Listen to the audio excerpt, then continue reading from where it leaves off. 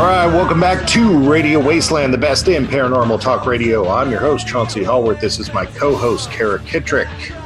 Hello. Kara, do you have any news for us today?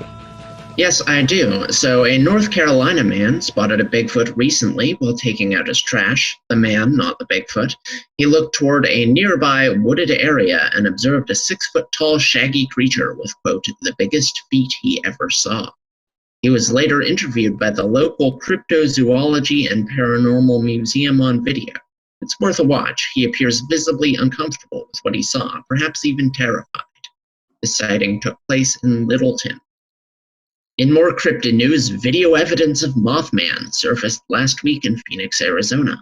A blurry humanoid shape with an ill-defined head and wings was spotted rotating slowly in the sky in one video. Another video, also from the same region, came out shortly thereafter. Although skeptics proposed that the objects were balloons, specifically Buzz Lightyear balloons, wind data would appear to contradict this, according to MoveOn, as the objects were moving against the wind. These sightings are far from conclusive evidence of anything, as they were shot from so far away.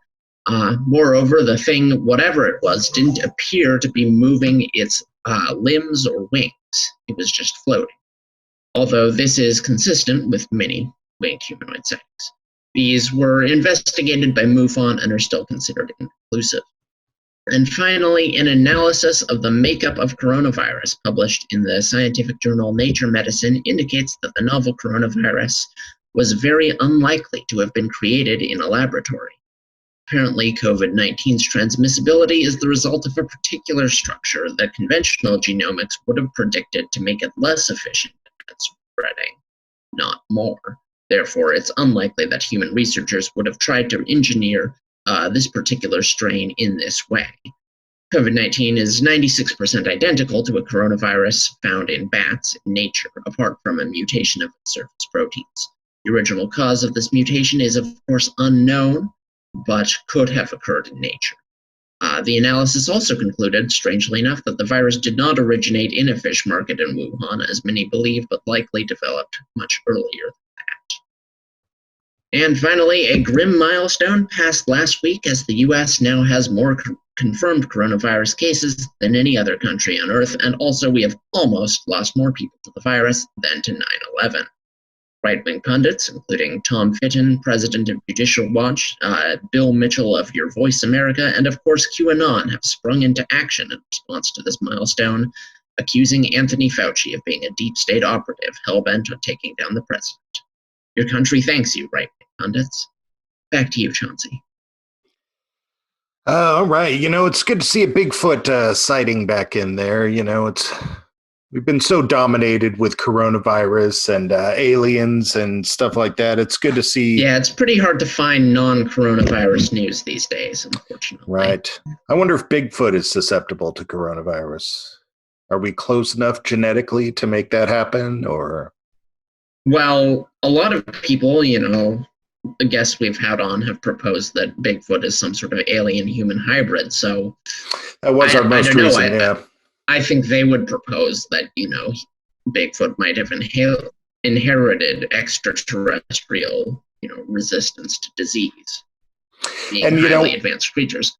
While Bigfoot started, out here, Pacific Northwest, stuff like that, it seems like the bulk of the sightings have moved to the south or the north-south.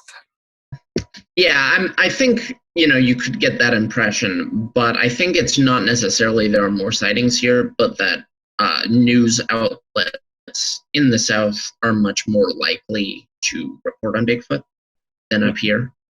So I think that's the driving factor. Well, for all you people out there, still here. For all you people out there insisting on getting your news from the BBC because you think it's more accurate, you might think about tuning in to the North Carolina local news. Exactly. You will never get the straight scoop on Bigfoot listening to the BBC. No. Although later tonight, that might not be the case, and we'll talk about why at the end of our news segment here. It's nice to see some more Mothman in there, too, although a little disappointing when you said it was Buzz Lightyear. Well, people proposed it was Buzz Lightyear, but like I But said, why it doesn't. specifically Buzz Light? Well, because of the wings, right? I see. It could have been like the Buzz Lightyear jetpack situation. Right. That's why people sort of propose that, and I can see it, and in fact, I would just believe it, except for the wind thing. It's weird that it was like moving against the wind somehow, which I don't know. Maybe our wind data isn't perfect. Maybe it was just a balloon, but who knows? To Point Pleasant and beyond. Indeed, yeah. This was Phoenix, Arizona. All right, yeah. Way out there. And then Corona, how are you holding up with this coronavirus being stuck in your house? It's kind of a natural state for you. Yeah, I don't understand your question. Yeah, it's kind of a natural state for me too, but I can see it in the people around me. My wife's starting to go a little batty. She wants out, but I don't know. It's good to know that it's unlikely that it was created by governments, but of course this is the government telling us that, so I don't think that's going to sway QAnon. Okay, but it isn't the government telling us that. It's a nature journal. It's big money people, big money nature, big nature, man, big nature mags. Yeah. Yeah, I don't think these guys are paid that much. We can trust them. I understand you. If trustworthiness is determined based on the level of, if it has like an inverse relationship to the amount of money you make, right, then yes, we can trust them. Although by that logic, we're the most trustworthy people ever. Well, let me preface what I'm going to say with I am no huge believer in governments, nor am I a huge believer in taking down every corporation that ever existed. But I do think it's a little weird that these people are automatically jumping to governments killing their own people. I personally, if I was going to go with anything, I would say, Disney Plus wanted to solidify their memberships or something like that. Netflix knew that they were dying, so they released it. I would totally lean towards corporations before I lean towards. So you're more in the cyberpunk arena. Yeah. Proudly. The evil corpse. Yeah. I mean, that's fair. I think corporations are evil by nature. I don't think corporations are very good at keeping secrets or doing things, with sort of a long-term plan.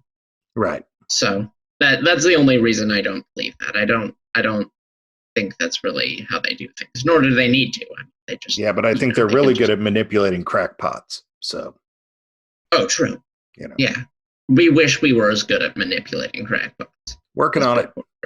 Just fixing the format, making some better intro songs, and crackpots will be ours.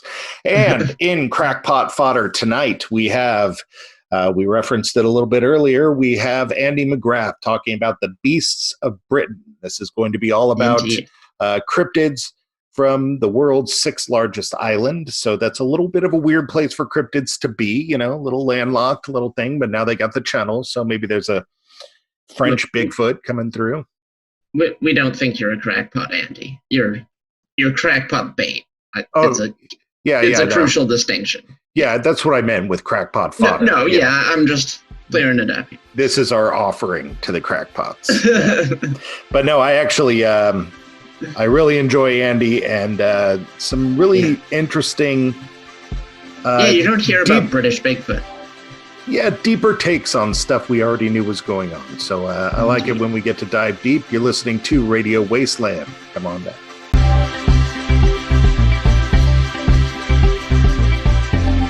Welcome back to Radio Wasteland and our guest, Andy McGrath, all the way from late night England for us, right?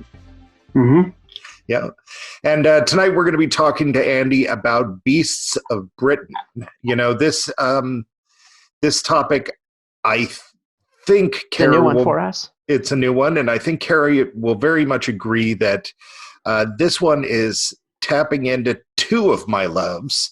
One of which, of course, is cryptids, monsters, mysteries, and then the other is sort of the history of Britain, because with we got Beast and we got Britain. So, well, I grew up reading things. King Arthur and battling worms and, all sorts of that stuff. And Sure. I'm wondering how many parallels there are between these two things, But let's start out, Andy, by asking you, other than being geographically located in the heart of this, what really made you say, like, hey, I'm gonna dig into this here in Britain, What really made you say that? Well, for me, I've been in love with cryptid creatures since I was a teenager, which is quite a long time ago now. And, the usual things, Nessie, Patty, Bigfoot, Sasquatch, all those things, Achille and Bimby. And I just started searching around in my own country to see if there was a bit more than just, the lake monster stories going on. I had an American friend actually quite a few years back, and he's kind of taunting me and saying, look, what have you guys got? You've got Nessie, and that's it. That's the whole bag. And I knew there was a bit more than that, but I didn't know there was so much more. And I started searching around, and I thought, maybe I'll turn this into a little TV series or a blog or something. And a friend who worked in TV advised I should make it into a book, and I just started writing it foolishly, thinking I'll just write a book then. And that's how I do most things.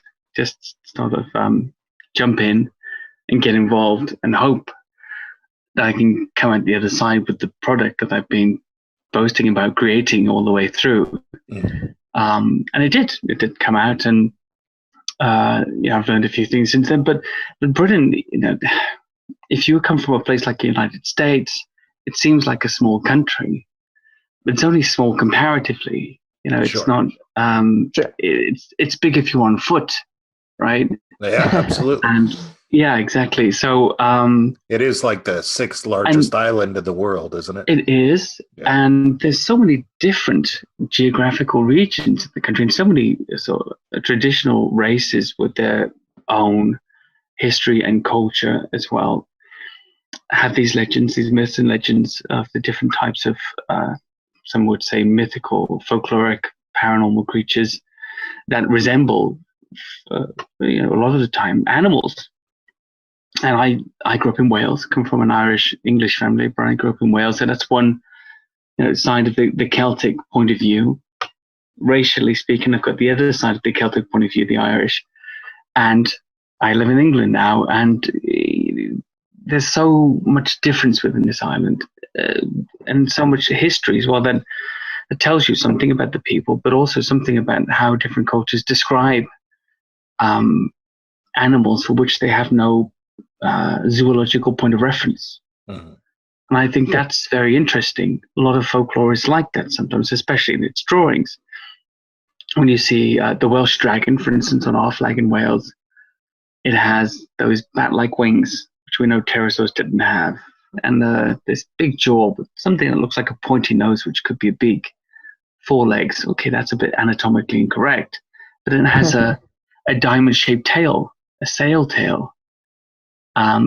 As we know that many pterosaurs had this diamond-shaped tail, and where did they get that from? It seems like a very odd, and it appears on lots of dragon drawings throughout the country, wyverns and the like. Where did it come from? That's what interests me. This deep history that we have on the island, but also, more importantly, these modern reports of creatures that resemble the same ones as we described seeing in the past, or our ancestors described. So, yeah, around the house's answer, but it all fascinates me. Yeah.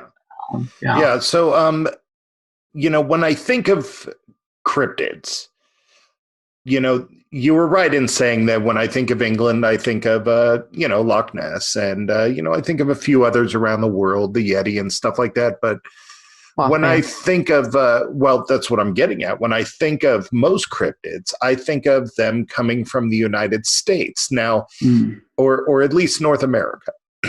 Now, is that because of my location, or are there really more stories coming out of North America than other parts of the world? No, I don't. I think there's more reporting coming out of North America than other parts of the world. And I think having some small experience now with American culture over the last few years, and most of my interviews having been on American podcasts, and also having contacted many other people in different locations, I think what I like about North America, the USA in particular, is its boldness. People, in general, No, I get you. Americans tend to be bold, not only in their how they place their passion, So I'm putting everything into this. I'm buying the equipment. I'm contacting all the witnesses. I'm telling everybody this is what I do. I research cryptids. Right. That's what I see a lot over there, and I'm making it, financially viable. A business. I'm selling T-shirts. I'm not feeling, well, I should be ashamed of that, that kind of thing, or merchandise. And I'm seeing that in the witnesses as well, that there are many witnesses who are more willing to say, I know what I saw, and I'm not gonna shy away from that, because that's the truth, and I'm gonna hold to it. I'm gonna stick to my guns. I think over here, in particular, perhaps in parts of Europe, apart from in the case of Nessie, which, there's like a badge of honor in seeing it for many people, the cryptids that we might have on the island, if you report seeing one, even our population of big cats that we've had since the mid-70s, if you report seeing that, you were strange.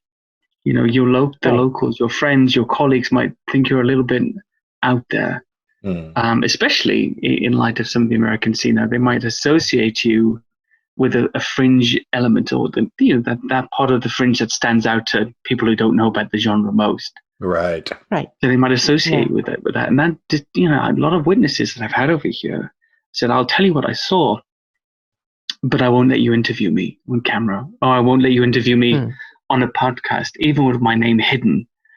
I don't want anybody to know that I've seen this, but I wanted to share it with you. That makes validation very difficult, because essentially then what you end up with in this country in particular is a couple of researchers that have a lot of sightings, especially things like the British Bigfoot, but very little verifiable reported evidence. Sure, it ends up being like a hearsay anecdotal. It's almost, you could say it's secondhand in a way, or it's thirdhand because you just have somebody's word for it. Now, your researchers, what your gut tells you sometimes when somebody's telling the truth, or when they're lying, or when there's some sort of mental affectation that's convincing them in that moment that what they're saying is the truth, but really something else is going on. We know that, and we can feel it, can't we? But some people are so good at it, and I've had this experience several times last year. I've discovered I've been lied to, where in fact the person was so convincing, it frightened me. That they could lie so well, so convincingly. And those are just the breaks, aren't they? Sometimes you get a great report from somebody who's just been brave enough to report what they've seen, and sometimes, for whatever reason, somebody needs that attention, and you're the vehicle for that. So it's interesting, but I'm going off point again, like I always do. Yes. Well, I mean, our interview on a radio show going off that's what we do. Somebody accused me, and I know I don't sound like this person, but I'm aware more objectively now how when English people speak, they kind of stumble all over the conversation, backtrack, and stumble over the next bit as well. Because this weird halting way I have, especially of talking. I don't know why, but that's how I did. Anyway, the point you are making is, are there more reports in America than the rest of the world? And yes, but just because there's more reporting. Right. It's interesting that you bring that up. I had a friend who would tell me that during the, as an American, I suffer from being an American, and that is thinking the entire world is just like us, and that is, we had the Cultural Revolution. Other people didn't have it quite in the same way that we did. And then also a friend of mine was telling me that during the American Revolution, that Benjamin Franklin told us that Europeans viewed us as being tobacco spitting braggarts, And then I mean, a friend of mine who lived in China for the past couple of years. Yeah, I guess so. Who lived in China for the past couple of years, asked his students what they thought of Americans, and they thought that we were all fat and had guns. And so again, so this seems brazen, reasonable. Well, no, but it illustrates that this brazenness that you're talking about getting the sighting out there, about jumping in feet first, that really makes sense and kind of rings true. Yeah. For me, actually, and I've got a lot of experience with, I live in London, so I've got a lot of experience with lots of different people from around the world in their original state, not second and third generation, but as they come to the country. Sure, yeah. And it's I like it. It's very interesting. But actually, this American brazenness, to me, it translates as courage. And maybe I thought it was brazen when I first started experiencing more people from your country. Of course, it's very different throughout. I understand that, but the various states. But now, to me, it's a kind of courage that I admire, and I see in it something that we're lacking. And although we do have some aspects that I really appreciate too, I think this courage to really jump in and say, this is who I am, this is what I'm doing from now on until whenever it stops, right, is lacking here. Yeah, because a stereotype Americans would have towards English people would be manners and reserved. Yeah, although my wife always says that English people are pretend polite, and I think that's true. Man, that's true of everybody, I think. Yeah, yeah, definitely. I mean, I experienced that in the US too, but there was a lot more genuine, orderly politeness as well. So when I first flew to the US in 2018, we were down. There was a big storm that year, I think, around August, September, and we were down. I had to stop off in Florida and get a flight back up to Portland. And the first flight that stopped in Florida, it was mostly British people. So we got off in some sort of slightly orderly but disorderly manner. Nobody really waited for anybody else. And then I took an internal flight. And the first flight I got off, it was just Americans and me. And everybody on that plane got up in order and let the person in front of them get their bag and get off. And I was shocked. Like, what are these people doing? It's going to take us an hour to get off here.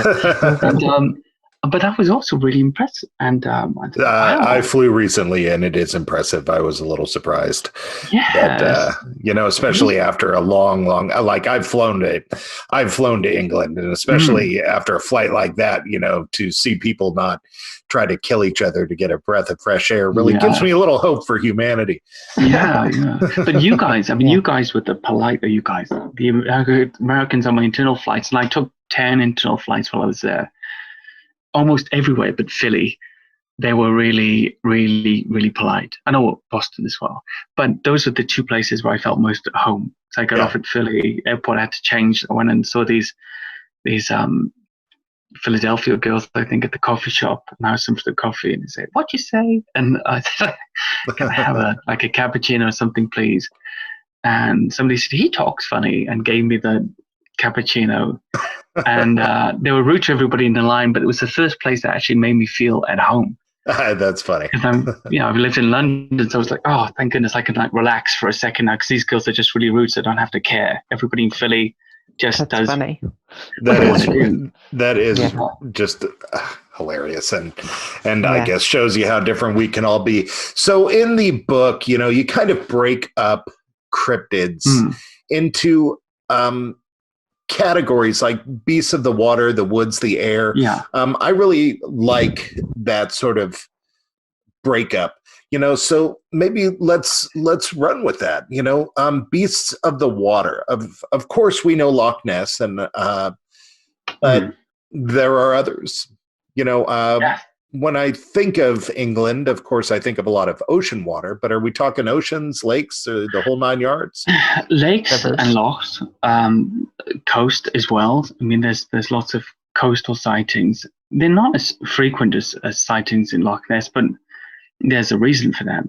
250 to 300,000 people a year go to Loch Ness. Are looking, and point their cameras at the water, and that's just a reason to have more sightings, really, I think. Apart from Loch Ness, on the Scottish side, there's Loch Morar, which is the next loch that has the most sightings. It's actually the deepest loch in Scotland, Loch Morar, although it's not as big as Loch Ness. And it has some fantastic sightings there. Now, you have to remember this Scotland is really, really underpopulated. Even Loch Ness being one of the busier areas of the Highlands. I think the most populated village around Loch Ness is Fort Augustus, which has 600 residents. Oh, really? So this is, it's next to nothing. Right. Really next to nothing. 1.9% of Scotland's entire landmass has urban sprawl in it. So it's just an area with nobody living there.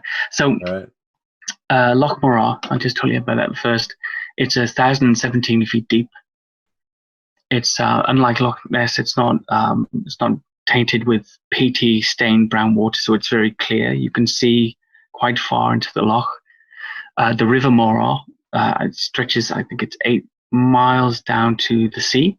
There is a little hydro dam in the way, but an amphibious animal could get around that. They do get seals in there from time to time. And there has been sightings there going back to about 1887. When you say sightings, are you saying sightings of something similar to the Loch Ness Monster? Almost exactly the same. Really? So just dealing with those Nessie type sightings. Mm-hmm. It's got, it's a number of names as well, just like Nessie. It's got the plesiosaurid description. Sometimes it's said to have some humps, whale-like black or dark brown mottled skin, snake-like head, measuring somewhere between 20 to 40 feet long. There were some very interesting sightings I'll tell you about, mainly the very, very famous ones. So there was a factory boss, Alistair McKellick of Mallaig in Inverness. He was fishing with a group in a boat, and they saw Morag about 50 yards away, 3 humps moving through the water with the head underwater. They said they were left astounded, fearful about how close it had been to them. He then saw it was his daughter and some, some guests at a local hotel who saw the same thing from a greater distance. But they said a lot of people are embarrassed to describe in the area that they've seen anything in the loch. One of my favorite ones, actually, because there's a great sketch that goes with it, was from 1975 when 2 brothers, Charles and Donald Simpson, were driving towards Brack Arena. It's a small village there on a birdwatching expedition. They were driving along the Morar River as it leaves the loch, and that flows over a narrow ridge of gravel for a short distance, where it's just a couple of feet deep. It's about 3 p.m. in the afternoon, and they saw suddenly a 20-foot-long animal rise out of the water, about 40 feet from their car, lurch across the gravel bar and sink into the deeper waters of the loch. They said it had smooth brown skin like a drum. And they commented they had very developed muscles on its powerful hindquarters, which were unmistakable as it hauled itself over the gravel bar. They didn't see any ears or eyes, but said there was something that looked like a trunk trailing along the back of the body, which could have been a tail, I guess. And there's a great watercolor painting of that. That was done under Donald's supervision by a neighbor. Now, there are many sightings in that area. Adrian Shine himself from the Loch Ness Exhibition Centre, who's been researching the Loch Ness Monster for 60 years. Loch Ness and Loch Morar were his 2 primary research locations. Now, for me, the best sighting in this area was by Robert Duff, a joiner from Edinburgh, because it's the clearest sighting. He saw it on the 8th of July 1969. He was fishing from a boat in Moby Bay on the southern shore. The water was no more than 16 feet deep and crystal clear, and he spotted a monster lizard lying motionless on the loch's white leaf-strewn bottom, looking up at him. He estimated it was 20 feet long, with a snake-like earless head, slit eyes, and a wide mouth. Body was grey-brown with rough skin, and 4 limbs with 3 toes visible on each front foot, plus a tail. He was so unnerved by the creature that he left the area immediately. I don't blame him. Yes. I mean, you're in 16 feet of water in a fishing boat. I mean, it can't be very, very solid. When you're on those lochs, and I've been on Loch Ness a few times, not so much the other lochs, the feeling of the depth beneath you is really, it really gets you, especially if it's a little dark, a little lonely. There's sometimes you can feel that depth of the water. I think Loch Ness is 750 feet deep at points. Loch Morar is 1,015 feet deep. And unfortunately, I don't have anything isolated. in my mind. I don't have anything in my mind for comparison there, but I have heard that they are just insanely deep for what they are. Really, really deep. Yeah. I mean, it's basically if you were to sink and drown, you wouldn't be found for a very long time to come. I mean, if you sank properly here, 1 second. Grab this. For the emergency. So, yes, I mean, there are many, many tales of lake monsters and loch monsters. I'll give you something a little further away from Scotland, actually, just to give you a little clue. Now, there's a district in Cumbria in northern England called the Lake District. And one of the many lakes there is called Lake Windermere. And they have a creature called Beau Nessie, named obviously similarly after Nessie itself. Now, I really love this area. The lake really isn't as big or as deep. It might be 200, 300 feet deep in places, which is is reasonable enough anyway. But still 20 stories, It's still 20 stories. Hide a moderately sized, skyscraper down there. Yeah. See, but this is the thing. And you, Andrew, you're really, or Cara, sorry. Yeah, you're really, sorry. You're really pointing out the reality of the situation here. We think that's not really deep for a body of water. But, our last guy there in Moray, he saw it 16 feet of water. Right. Clearly doesn't need a skyscraper to hide. So this creature, there's been around 11 or 12 sightings, some of them photographed since 2006. Now, we're not really sure why suddenly. There are myths and legends, urban legends in all of the lakes in that area going back for quite a long time. There's not really a lot of modern sightings. It does have a river, the River Leven, that connects it to the sea. Again, there are some obstacles in the way, but seals get into that lake as well from time to time. So, there is a route. First seen in 2006 by a journalism lecturer, Steve Burnip. Saw a straight line of broken water with 3 humps, about 20 feet long. Then it was seen in 2007 by a photographer, Lyndon Adams, who I'm in touch with, and he took some great pictures from an overpass called Gummers How. And he was really affected by the experience. He even set up a website for years and years, researching the creature and the animal. A great picture of 3 or 4 humps in a row. You can find it online by Tom Pickles. He was kayaking. They have all these little boating adventure things there, kayaking with a group, company, sort of company adventure day out, and they saw a giant dark brown snake with humps measuring 3 car lengths. He said it was undulating. It moved very, very fast past him and his colleague and looked like an enormous snake. Seen again, and this time photographed by another journalist who was up to capture the changing of the seasons. And she set up a time-lapse camera next to the lake, went away for the day, and it was programmed to take a picture once every minute. So she set up the camera, and she went away and came back. Her name was Ellie Williams, I think. She was working for Autographer magazine.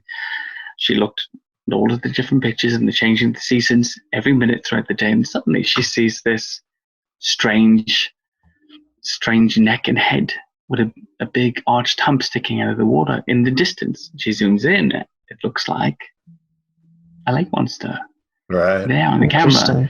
And she's got, it's once every minute, so it's not a hoax. There's no evidence of anybody arriving before and placing it there, or arriving afterwards and taking it away. It's just there on one of the frames, and it's gone. And it's a great picture. She was using a fantastic camera. I went there. I did a little sort of teaser trailer for Beasts of Britain with some friends there. We stayed there for a few days and did some sort of night drones over the lake. And it's interesting, but it's very touristy. Even the locals don't really know much about the monster. it's just, it's just a myth. It's just a rumor. So yes, there's lots of lake and sea monsters throughout the country. Okay, go on if you like, or we can move on to something else. Well, yeah, let me throw in here that, the internet seems pretty convinced that the initial Loch Ness monster sighting that made Loch Ness famous in the media is one of the most famous hoaxes of all time. The internet is pretty convinced of this, yet there's all this other stuff that they don't seem to cover, know. So do you feel that the initial sighting was a hoax? You mean the surgeon's photo? Yeah. Okay.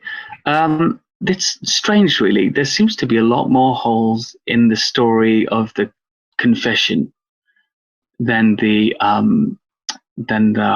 hoaxed picture itself. Now, I think it's very possible it could be hoaxed for several reasons.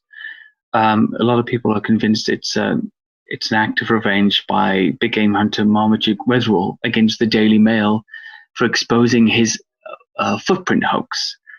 So he was sent up there to capture Nessie. He didn't. There's a lot of attention on him at that time and everybody else, and he just got a hippo foot ashtray, I think, and just made imprints around the loch and took pictures of it, and he was exposed.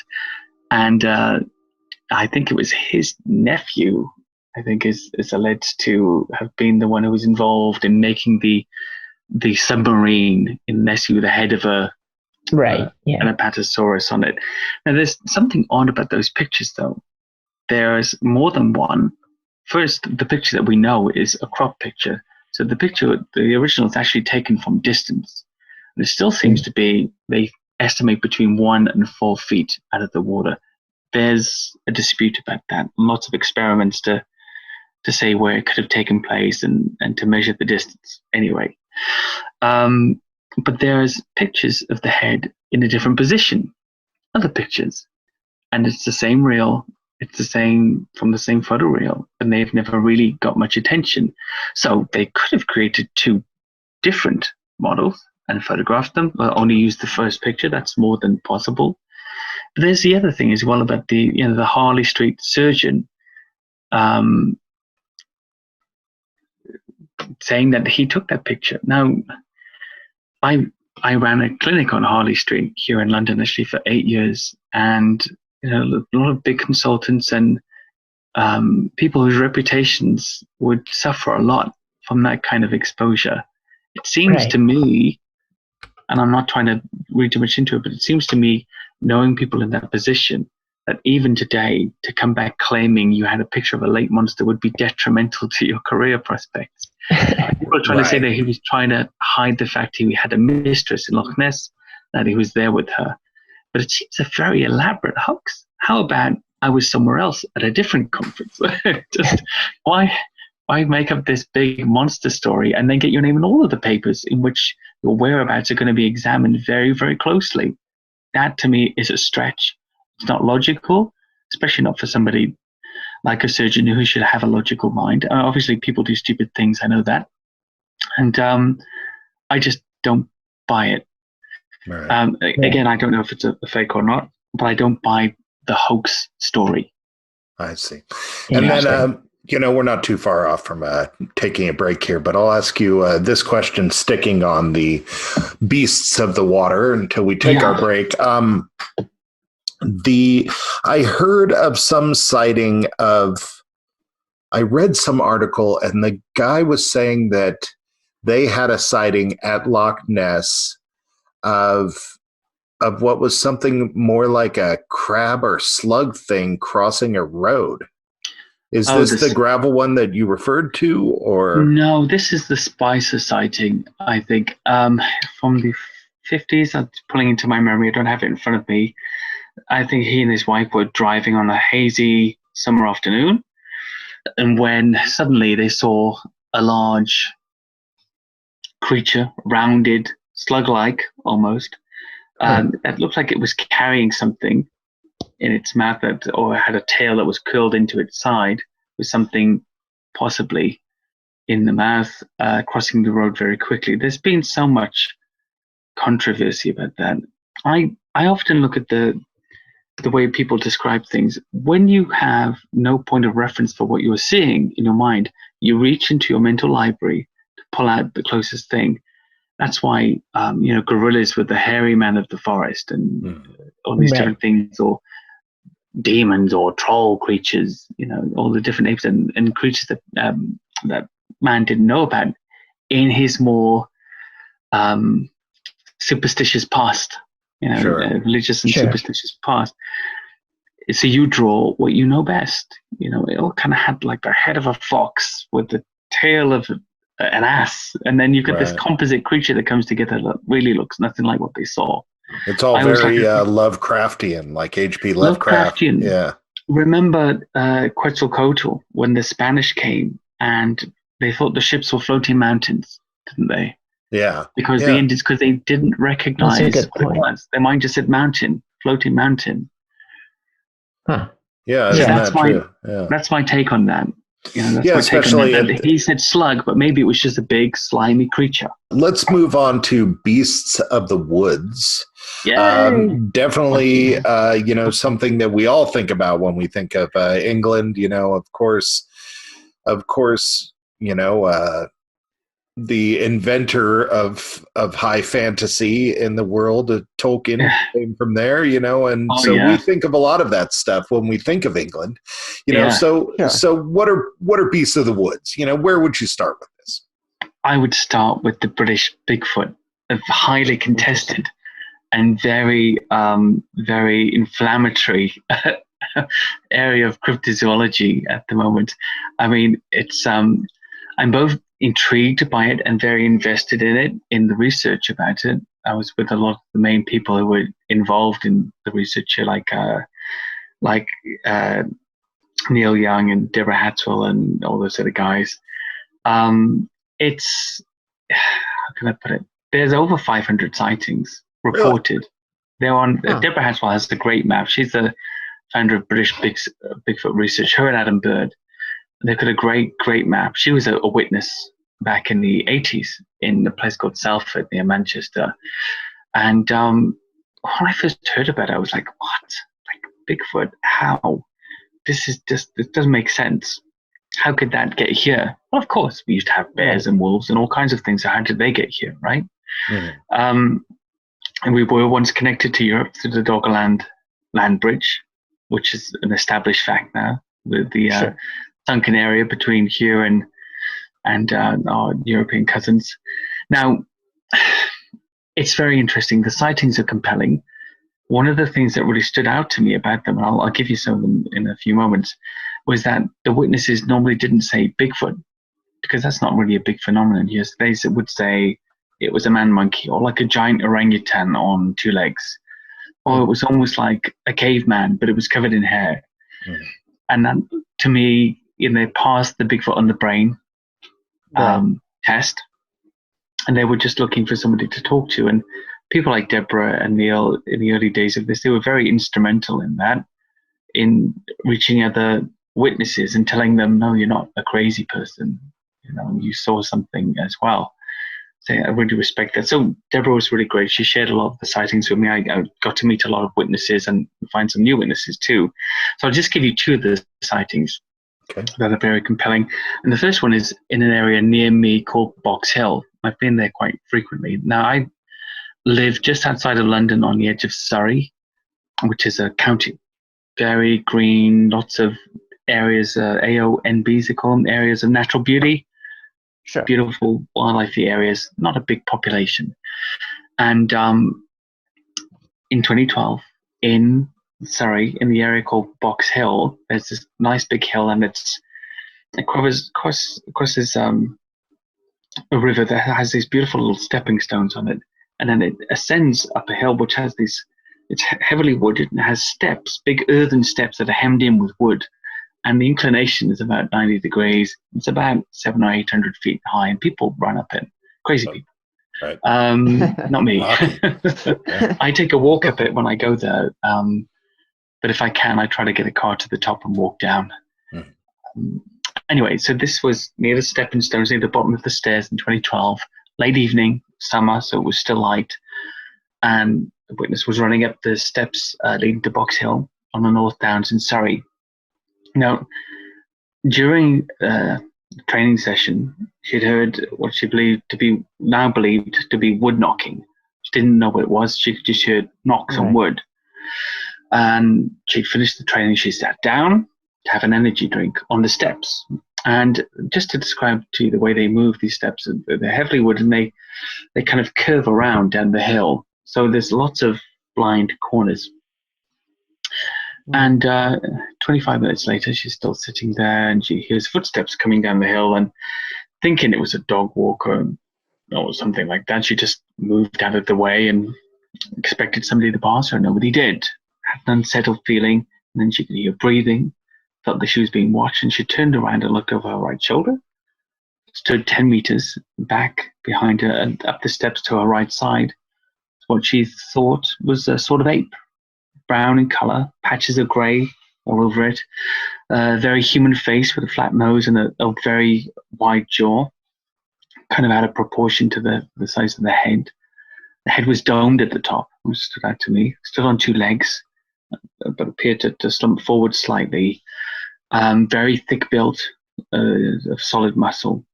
And she said actually that it was frightening, the strength of it, the build. She guessed the height was 6 foot plus, but she wasn't sure. It stood staring at her for about 30 seconds before turning around and walking off, still watching her. As it left, she could smell a stale farm animal type smell that lingered. Now, isn't that strange? Yes. That smell. Yeah. She didn't know about the smell, but she had the experience.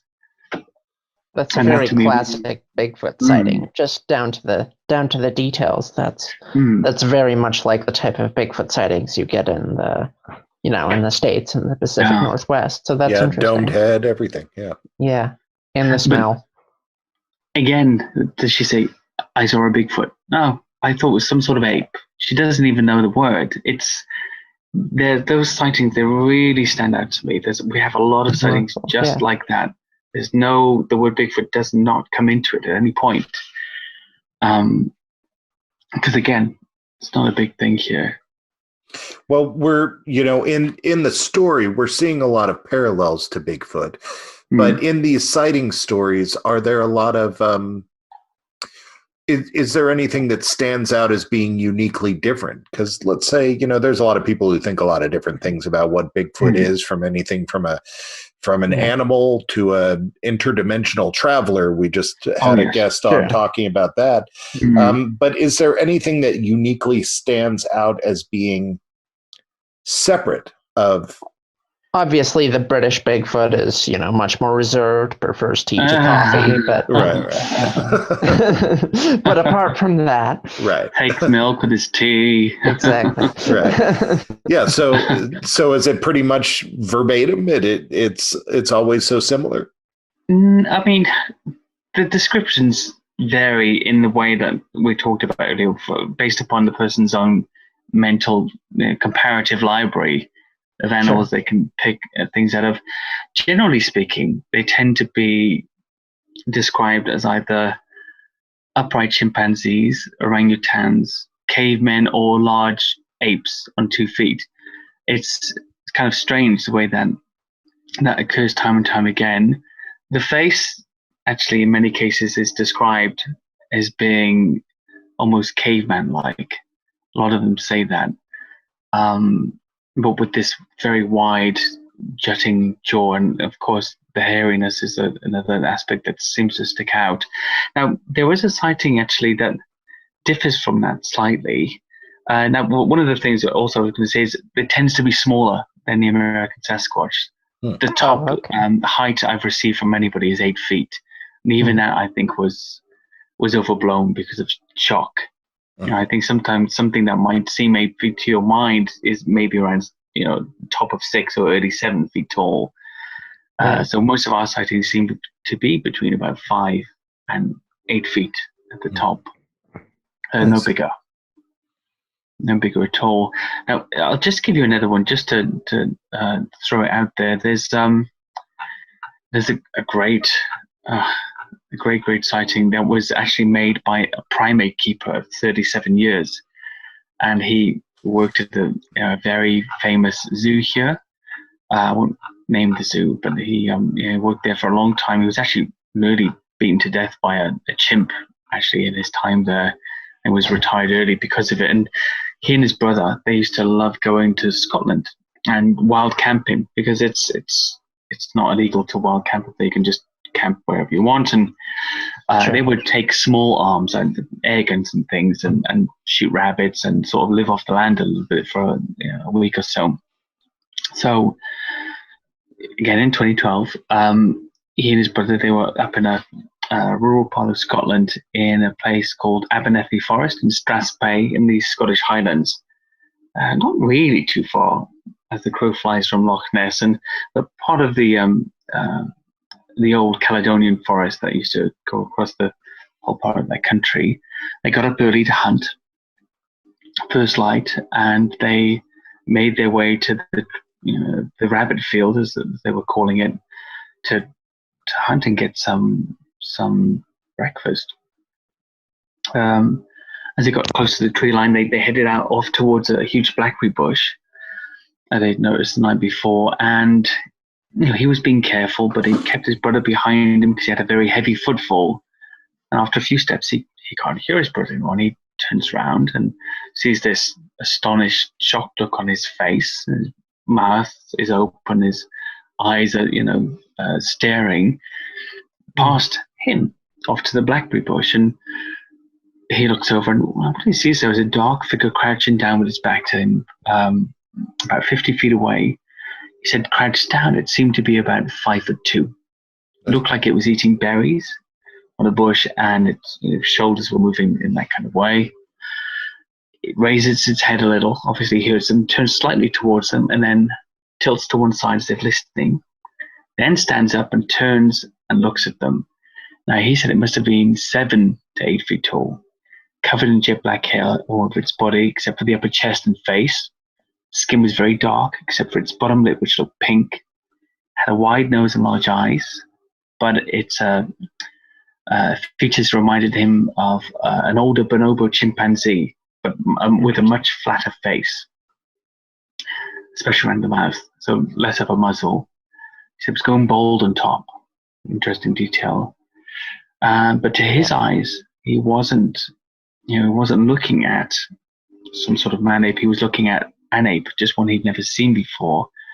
He said it was 4 feet across the shoulders, longer hair on the forearms and the chin, and he's never been so scared in his life. And this is the guy that was nearly beaten to death by a chimpanzee. Yeah, that is exactly what I was thinking through this whole thing. To be almost beaten to death by a chimp, for one, is just absolutely. Well, they say that the equation for comedy is tragedy plus time. So I guess I'm allowed to laugh a little bit.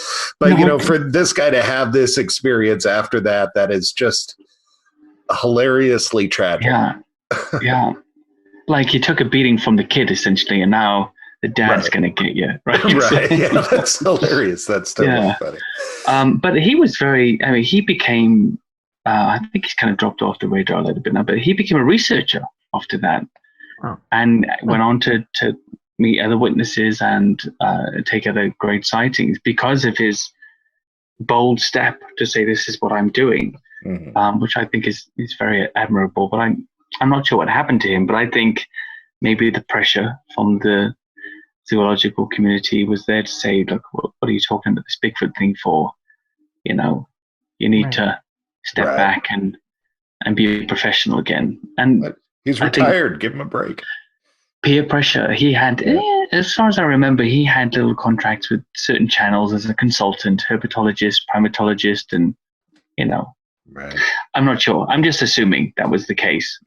This is a tough genre to be in, even for those who believe in it. There's a lot of conflict.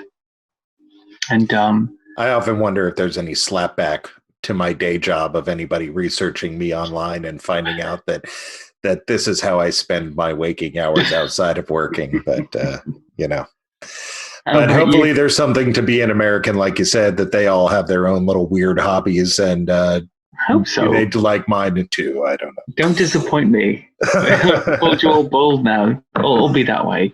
Look, the thing about generalizations, right, is they're all generally true, but not of the individual. And I know that enough. My wife is from a different country, and it's just nice to see the perspective. To go in, sometimes you go in with a foreign exemption. I always tell her she has a foreign exemption here in England because she's foreign. She's allowed to say what she thinks because nobody expects that she'll just talk and read between the lines. Wow. So she can reboot the computer and just say, actually, are you saying this? And they'll go, oh, no, I didn't really mean that. Sure, but they did, of course. Do you mind my asking what country she's from? Yeah, she's from Israel. Israel. So, that is quite a different perspective. It is. I mean, it's a fantastic country. Then that's a place to really change your mind about what your expectations are when you get there, because it's just not how you think it would be. Because we just see it, we've seen it on the TV all our lives, right? And then you get there and think, this isn't like what I saw at all. Yeah, I'm really curious about there because it's such an old culture and such a new country. It's a weird combination of things, So before we run out of time, let's move on to beasts of the air. Kara has suspicions that some of these are going to go in the realm of flying serpents. But let's see what you bring into the table. When you think of beasts of the air, what's the first thing that you think? Here in North America, I think we think of thunderbirds probably as the first beast of the air. Probably. Yeah. Maybe Mothman, maybe some other sightings like that. The Jersey Devil, that kind of thing. What comes to you first? Well, in the UK, the most famous beast of the air is the Owlman of Mornin. Or the Death Raptor, as it's nicknamed now. It's very interesting. This sounds amazing.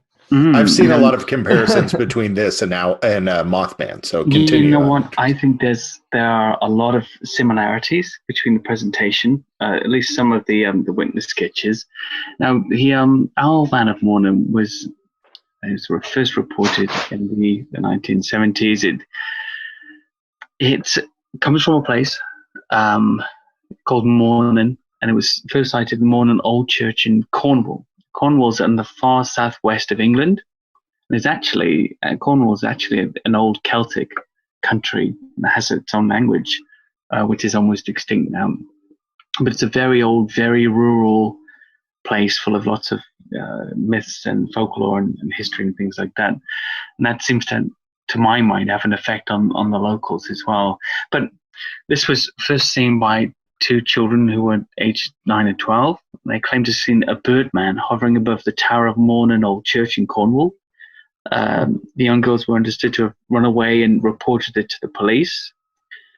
Whilst at the police station, they were taken to separate rooms to give their statements. And allegedly, and you can see the sketches online, sketched exactly the same creature. And they were holidaying in the area, and they and their families left shortly afterwards. Another sighting of this creature occurred when several witnesses saw a large man-like owl sitting on a large branch in a pine tree. They thought somebody was playing a prank on them until the creature flew off. Now, curiously, and this has happened a few times, apparently, they claimed to hear a crackling sound like static electricity as it was leaving. There have been other sightings over the years around the churchyard involving people usually seeing red lights floating over the church roof. The descriptions of the creature, it's 5 to 6 feet tall. It's a grey-brown owl with red glowing eyes, a wingspan 10 feet across, with pincer-like talons, and it's said to emit a screeching or a hissing noise. And is the body humanoid or owloid? It's upright. Avianoid. It's upright, but I don't. It could be humanoid, but I'm wondering if the upright nature of an owl anyway is led to that humanoid description, whereas in fact it was just large and upright. Mm-hmm. It's not really described very well. I've always wondered if it was an eagle owl or something, just a very, very large eagle owl seen by, I mean, they don't not from this country, but they are sighted here and again, seen by very surprised people who weren't expecting to see that kind of creature. I don't know, but the red glowing eyes do present a problem. Right. Yeah. Where does glowing eyes really exist outside of the ocean? Yeah, why do we have bioluminescent eyes, right? I mean, lots of cryptids reported with them. But then there's the possibility of, lights that they... light refractive eyes. Yes, lots of animals have this. But they have that, where it appears to be more red color, right, than white. Exactly. It is interesting, though, that these sightings are so similar, again, to, the sightings of the Mothman in Point Pleasant and in Chicago. So if there is a natural explanation, maybe it's something similar in both cases. But specifically in the glowing case of eyes are hard to explain.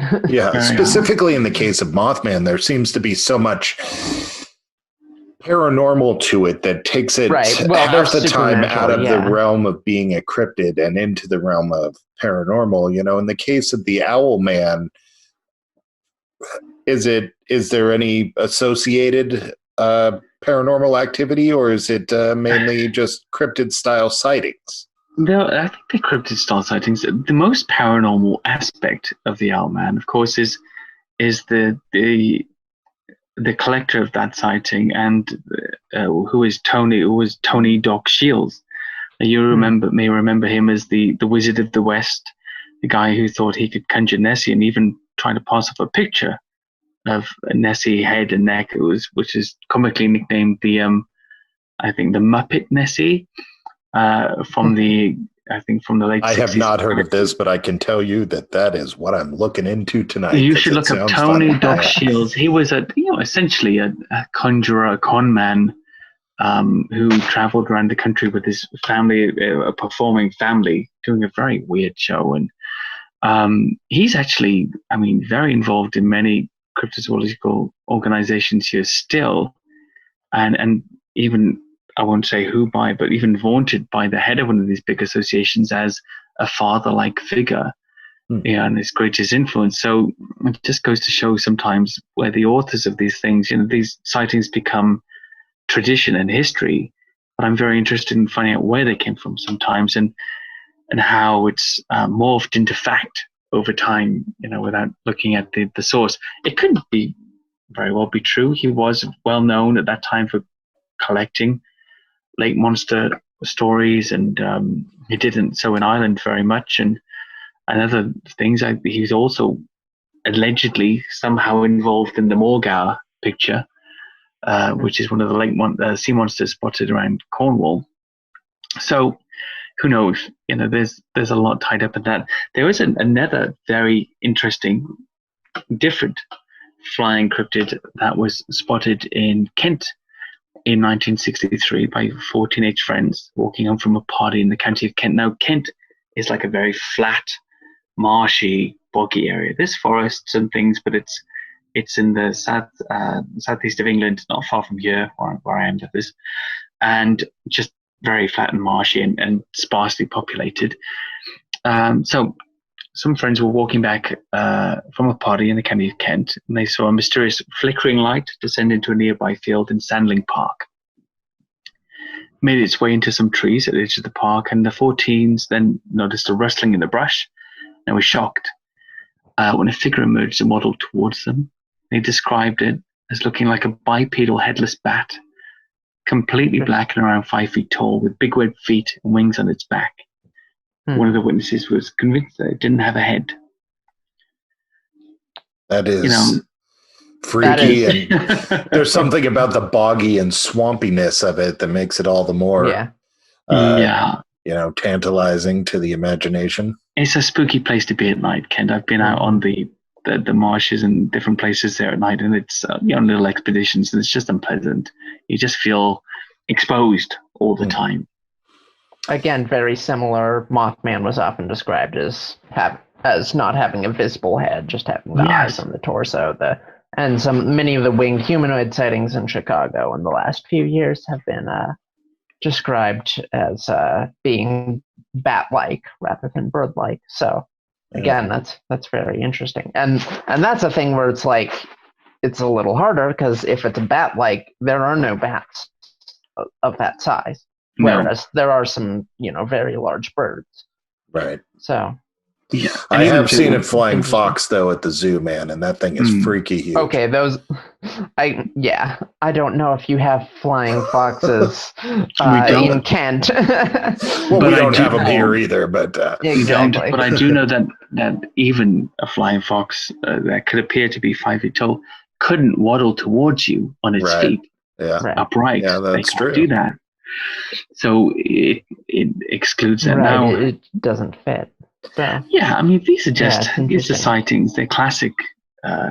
I've started to call it, I was calling cryptozoology for such a long time and searching for so much evidence. I've actually started to call it modern folklore because essentially I can't prove what people are telling me, and yet some of the sightings and some of the stories are so compelling, and so are the witnesses, and I think, well, so it's happened. It's modern, but it's still kind of folklore. Yeah. Yeah, that's what we're dealing with here. Yeah, like urban folklore, urban myth doesn't really do it justice because of folklore. I like the word. What about dragons and flying serpents and such? Okay. Dragons, of course. Is that actually a thing in Britain? I thought I read about sort of serpent type UFO sightings in Britain. I don't know. I don't know if that's really a thing. There's lots of UFO lore here, but I actually don't know anything about that at all. I don't step into anything, any area that I don't think could possibly be an animal. Mm-hmm. So I sort of try to stick to that, which is a little restricted. But on the search for unknown animals side of things, that's where I am. There were sightings that appear to be of pterosaur-like creatures. One of the most recent ones was in 2017, and it was witnessed. There were 2 pterosaurs witnessed by a lady living in a rural area in Woodchurch, Shropshire, and she claimed she was first alerted to the presence of the creatures by a strange screech that sounded like nothing she'd ever heard before. And after hearing the screech, I can't look. She became aware that the sound was coming closer from across the way behind some trees. She was shocked to see 2 pterodactyls flying side by side. They passed the trees and flew off fast until she lost sight of them in a clearing between some woodland and houses. She describes them as being much bigger than the biggest heron she's ever seen, with large beaks, leathery wings, both grey in colour. A few days later, a 13-year-old son came running in from the garden claiming he'd witnessed a large bird with bat-like wings that made a strange screeching sound. When she showed him a picture of a pterosaur, he said, "Yes, that's what I saw." So that's one of the most recent, but there are many pterosaur-like sightings around the country. There's another place called the Ayr Valley in West Yorkshire, and there's a wooded area there known as the Devil's Punch Bowl. So in September 1982, interesting, they're both in September, these sightings actually. There was a chap there who saw a prehistoric-looking creature flying low and erratically on large bat-like wings. It was also witnessed by a resident of nearby Eldwick who described a grey creature with a pointed beak and short legs. And then, same year on the 15th of September, it was spotted again by a man walking his dog in a place called Pudsey. The witness, after hearing a loud scream followed by a low groan, feared a mugging was taking place and went to investigate. Yet the same sounds repeated again from a nearby rooftop, and looked up to see where they emanated from, only to see a tall, bat-winged, bird-like creature perched upon a neighbor's roof, towering over the chimney pots. He said it was making a screaming call with his beak open and a grunt with his beak closed, launched itself from the roof, and its weight caused it to drop a little below the level of the roof, and then its slow wing beat carried it off into the darkness. And he thought it was about 8 feet across the wings. Wow. And awesomely terrifying. I can tell that we've barely scratched the surface here. We've covered, basically Nessie similar sightings, Bigfoot of Britain, but unfortunately, we're coming up here on the end, and man, I would love to have you on again so we can dig into some more of these. But I'd love to. Next time, werewolves and black shooks and trolls, we'll do the whole thing. Absolutely, yeah. We're going to schedule that immediately. But before we end here, I want to make sure. That's why people have got to read the book. Yeah. Yes. And that's the deal. Before we leave here, I want to make sure that the audience knows where they can get your hands on your book, Beasts of Britain by Andy McGrath, if you're searching for it. But where do you suggest they go to find this book? Well, it's on Amazon. So it's on Amazon paperback at all platforms across the world. Kindle, unlimited reading, and also in the lender's library. So if you've got it and you're part of the lending scheme, you can lend it to a friend for free. Oh. Read it on unlimited for free. I've made it as cheap as possible, so I do want people to have it. It's not, it's not something that's going to make my career. So I want it to be as cheap as possible, so you can have it if you want it. The next one I'm working on will be coming out in the summer. Beasts of North America. Uh-huh. That will be the next title. I'm also, if the coronavirus relents and allows me, I will be coming to the US to do some conferences this year through the Corridor 13 agency. And that's Russell Court from Expedition Bigfoot. That's his agency. So he should be bringing me across. As I say, if the virus relents and allows some of us to travel to your lovely country. Well, let's hope it does. All right. So if you're searching for it, you've been listening to Andy McGrath here on Radio Wasteland. The book is called Beasts of Britain, Beast of Britain, and be sure to look it up. Once again, his name was Andy McGrath. Thank you, Andy, very much for being on the show. Man, I hope to have you on again because we barely got down the list. Mystery of big cats, trolls, werewolves, shucks. There are so many other things that we could hit, and I hope we get to hit them again. Thank you both so much for having me. Thank you. Thank you.